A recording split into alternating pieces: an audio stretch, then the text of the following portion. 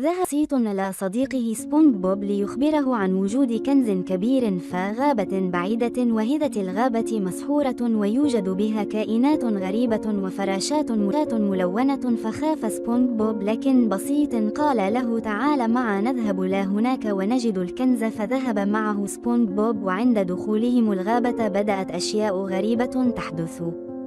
بدأ بسيط يتغير عند دخوله الغابة، وبدأ يتحول إلى شخصية سبونج بوب، وكان سبونج بوب يضحك كثيرا غصب عنه وهو لا يعرف ماذا يحدث، حتى تحول بسيط إلى شخصية غريبة.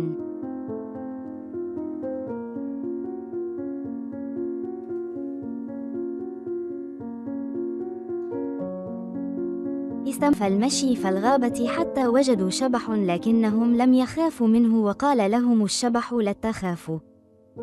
قال سبونج بوب: نحن نبحث عن الكنز، ولكن يحدث لنا أشياء غريبة. فقال له الشبح أن هذه الغابة مسحورة ويوجد بها قوة سحرية، فيجب الحذر. سوف تجد أن الغابة تتغير، وتجد أنكم في البحر مرة وفي الغابة مرة أخرى. قال الشبح: يجب أن تشربوا من الزجاجة التي سوف تساعدكم في الحصول على صندوق الكنز والخروج من الغابة، لكن احذروا العملاق الذي يحرس الكنز.